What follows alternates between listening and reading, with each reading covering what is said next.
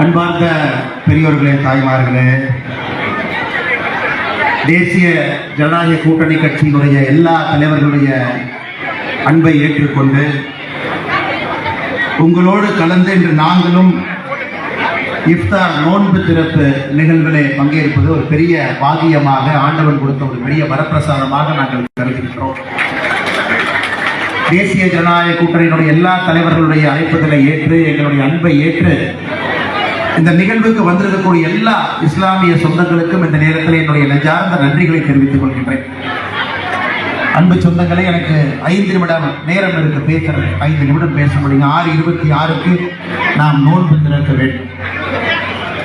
மிக முக்கியமாக பாரதிய ஜனதா கட்சியினுடைய தலைவர்கள் பேசுவதை விட நம்முடைய கட்சி சார்பாக நம்முடைய முன்னாள் ஆளுநர், முன்னாள் மாநில தலைவர் அக்கா தமிழிசை சவுந்தரராஜன் அவர்கள் மிக சிறப்பாக பேசியிருக்கிறாங்க. நம்முடைய கொள்கை என்ன, தனிப்பட்ட முறையில் ஆளுநராக எப்படி அவங்க ஒரு நோன்பு திறப்பு விழாவை நடத்துறாங்க. அதான் நாங்கள் தனித்தனியாக பேசுவதை விட கூட்டணி கட்சியினுடைய தலைவர்கள் இங்கு பேசுவதுதான் ஒரு பெரிய பாகியமான கருத்து. தலைவர்கள் எல்லோரும் இன்னைக்கு தேசிய ஜனநாயக கூட்டணியில் பாரத பிரதமர் நரேந்திர மோடி அவருடைய தலைமையை ஏற்றுக்கொண்டு பயணம் செய்து கொண்டிருக்கின்றார். எல்லா கட்சியிலும் சிறுபான்மை தொண்டர்கள் தலைவர்கள் இருக்கின்றார்கள். அப்படிங்கிறது ஆதாரப்பூர்வமாக சொல்ல முடியும். ஆனா சிறுபான்மை மக்களுக்கு எதிரி என்று நம்மை சொல்லக்கூடிய திராவிட முன்னேற்ற கழகத்தில் நீங்க ஒரு 2 பாயிண்ட் சொல்லுங்க, சிறுபான்மை மக்களுக்காக என்ன பண்ணிருக்கீங்கன்னு கேட்டுப்பாரு. உதாரணத்திற்கு, சிறுபான்மை மக்கள் அதிகமாக வாழக்கூடிய மாவட்டத்தில் பாரத பிரதமருடைய வீடு கட்டும் திட்டத்தில் சராசரியாக இன்னைக்கு 31% வீடுகள் சிறுபான்மையின மக்களுக்கு இந்தியாவில் போயிருக்கிறது. ஆதாரத்தின் அடிப்படையில் நம்ம சொல்லலாம்.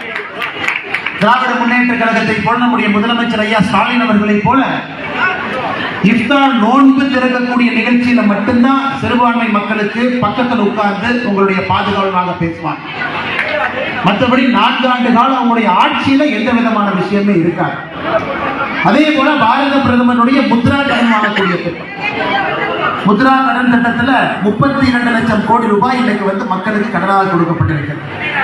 அதில் 36% அந்த திட்டத்தில் சிறுபான்மை மக்கள் பயனடைந்திருக்கிறார்கள். முத்ரா கடன் திட்டத்தில் பாரத பிரதமருடைய விவசாய கௌரவ நிதி திட்டத்தில் 33% சிறுபான்மை, பாரத பிரதமருடைய உஜ்வாலா திட்டத்தில் 37% சிறுபான்மை மக்கள். இஸ்லாமிய பெண் குழந்தைகள் படிப்பதற்காக அவர்களை ஊக்குவித்து படித்து முடிச்ச உடனே, ஸ்கூல் படித்தவுடன் 51,000 ரூபாய் நம்முடைய பிரதமர் அவர்கள் வந்த பிறகு ஆரம்பிச்ச திட்டங்கள். இந்த மாதிரி நான் சொல்லிக்கிட்டே போகலாம்.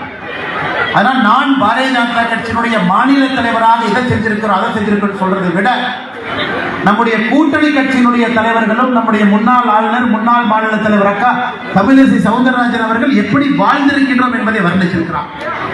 அதை நீங்க என்னுடைய அன்பு வேண்டுகோள், ஒரு 10 நிமிஷம் இந்த நோன்பு நிகழ்வு முடிந்த பிறகு வீட்டுக்கெல்லாம் போகும் பொழுது கொஞ்சம் உங்களுடைய மனதை திறந்து, ஒரு 10 நிமிஷம் மனதை திறந்து பாரத பிரதமர் நரேந்திர மோடி ஐயாவை பற்றி, தேசிய ஜனநாயக கூட்டணி எங்கேயாவது நாம சிறுபான்மை மக்களுக்கு எதிரியாக எங்கேயாச்சும் இருந்திருக்கிறோமா அப்படின்னு நீங்க ஒரு 10 நிமிஷம் யோசிச்சுனா போறோம். வேற எதுவும் எனக்கு வேண்டாம்.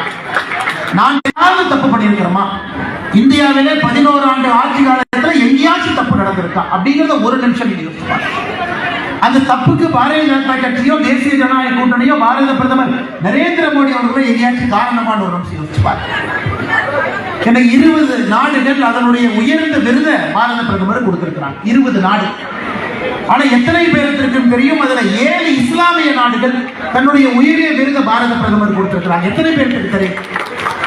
சவுதி அரேபியாவுடைய உயரிய விருது ஆர்டர் ஆஃப் அப்துல் அஜீஸ், ஒரு இஸ்லாமிய நாடு. மெக்கா மதீனா 2 புண்ணிய ஸ்தலங்கள் இருக்கக்கூடிய நாடு. அதனுடைய உயர்ந்த விருதை, நாட்டினுடைய விருதை பாரத பிரதமர் நரேந்திர மோடி அவர்களுக்கு 2016 கொடுத்திருக்கிறார். ஆப்கானிஸ்தான் நாட்டினுடைய உயர்ந்த விருது state order of Ghazi Amir Amanullah Khan 2016 பாரத பிரதமர் நரேந்திர மோடி அவர்களுக்கு கொடுத்திருக்கிறார். பாலஸ்தீன் நாட்டினுடைய உயர்ந்த விருது grand collar of the state of Palestine பாரத பிரதமர் நரேந்திர மோடியை கொடுத்திருக்கிறார். குவைத் நாட்டினுடைய உயரிய விருது order of Mubarak al Kabeer 2024 கொடுத்திருக்காங்க. அது மட்டும் தாங்க நான் சொல்றேன். இந்த நாடுகள் எல்லாம் இன்று பாரத பிரதமர் நரேந்திர மோடி அவருக்கு சிவப்பு கம்பளத்தை விரித்து வரவேற்பு கொடுத்துக் கொண்டிருக்கின்றார். அது ஈஜிப்டாக இருக்கட்டும், சவுதி அரேபியாக இருக்கட்டும், பஹ்ரைனாக இருக்கட்டும், பாலஸ்தீனாக இருக்கட்டும், யுஏஆக இருக்கட்டும். ஆனா இங்க சும்மா மணிப்பூர் மேப்ல எங்க இருக்குன்னே தெரியாது. தமிழகத்தினுடைய முதலமைச்சர் ஐயா மு.க. ஸ்டாலின் அவர் கையில் இந்திய வரைபடத்தை கொடுத்து மணிப்பூர் மேப்பை தொட்டு காட்டின கால அரசியலுக்கு போயிடும். மணிப்பூர் எங்க இருக்குன்னே தெரியாது, சத்தியமா தெரியாது. ஒரு பெண்ணை கொடுத்து மார்க் பண்ண சொல்லுங்க, தெரியாது. மணிப்பூர்ல நடந்ததற்கு பாரதிய ஜனதா கட்சி பாரத பிரதமர் நரேந்திர மோடி அவர்கள் காங்கிரஸ் ஆட்சி காலத்துல 10 ஆண்டு காலம் மணிப்பூர்ல என்ன நடந்துச்சு உங்களுக்கு தெரியும். Armed forces special powers act அந்த சட்டத்தை எடுக்க வேண்டும் என்பதற்காக அங்கிருந்த தாய்மார்கள் எல்லாம் ஆடையை கழட்டி விட்டு ரோட்டில் நடந்து போனாங்க காங்கிரஸ் ஆட்சி காலம். அந்த மணிப்பூர் கொஞ்சம் கொஞ்சமாக அமைதி திரும்பி வந்து கொண்டிருக்கும் பொழுது 2 சமுதாயத்திற்கு ஏற்பட்ட பிரச்சனையை இன்னைக்கு மறுபடியும் மாநில அரசு ராஜினாமா செய்து ஆளுநர் ஆட்சி மறுபடியும் அது ஒரு கண்ட்ரோலுக்கு வந்து எங்க நடந்தாலும் உடனே பாரதிய ஜனதா கட்சியின் மீது, தேசிய ஜனநாயக கூட்டணி மீது பழியை போடுவது மட்டுமே முழு நேரமாக நம்முடைய முதலமைச்சர் ஐயா மு.க. ஸ்டாலின் அவங்க வச்சிருக்கிறாங்க. அதனால நான் அதிகம் பேசுவதை விட என் அருமை இஸ்லாமிய சொந்தங்கள்கிட்ட அன்பான வேண்டுகோள், நாளை ஒரு 10 நிமிட காலம் நீங்க மனத்தை யோசிச்சு நான் எங்கேயாச்சும் தவறு பண்ணியிருக்கிறோமா, இஸ்லாமிய சொந்தங்களுக்கு எதிராக நடந்திருக்கிறோமா அப்படிங்கறத மட்டும் நீங்க யோசிக்கணும். என்னுடைய கடமை மறுபடியும் திரும்ப வந்து நோன்பு திறந்த பிறகு எல்லா தலைவருடைய பெயரை சொல்லி நன்றி தெரிவிப்பதற்கு